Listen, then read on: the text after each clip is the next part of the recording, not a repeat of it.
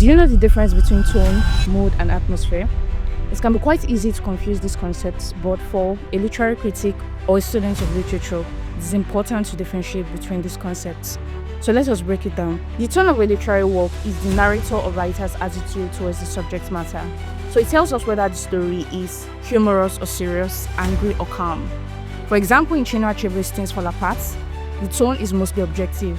So Achebe presents the Igbo culture and its interplay with the advent of colonialism, and it does this clearly and without sentimentality.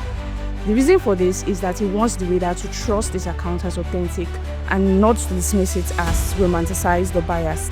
The atmosphere of a literary work is the general feeling that is brought on by the setting or environment being described. So think about it as the background vibe that is brought on by the setting or environment. So for example, the festive atmosphere that is described in the New Yam Festival in Chinua Achebre's Things Fall Apart is full of festivity, wrestling, drumming, and so on. So this contrasts with the tense feeling that we see in Okonkwo's household, where violence always lingers in the air. So atmosphere gives us the physical and cultural texture of the setting. So this is usually brought on by the writer's choice of words, which helps to paint a mental picture in the minds of the readers. The mood is how the reader feels about the events and settings that are unfolding in the text. So when Okonkwo kills Ikemefuna, the reader is filled with dread and sadness. So also when colonialism eventually fractures Igbo society and Okonkwo commits suicide, we feel tragic despair. Oftentimes it can be quite difficult to differentiate between atmosphere and mood. But remember that the atmosphere is always associated with the venue or place. It details how the place or setting is portrayed in the text.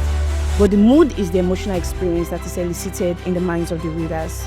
When you analyze a text, it is important to begin by defining the specific qualities of the setting described in the text, that is the atmosphere, before moving on to the emotional experience that it evokes in the minds of the reader, that is the mood. For example, if a forest is described as dark and ominous, the writer intends to elicit that feeling of fear and dread in the minds of the reader. So the darkness and ominousness of the forest is the atmosphere of the text, while that feeling of fear or dread is the mood of the text. So next time you read a story, try to define the tone, the mood, and atmosphere of the text. Understanding this trio will help to make your literary analysis more powerful. So for more educational insights, please check out our channel. See you in the next one.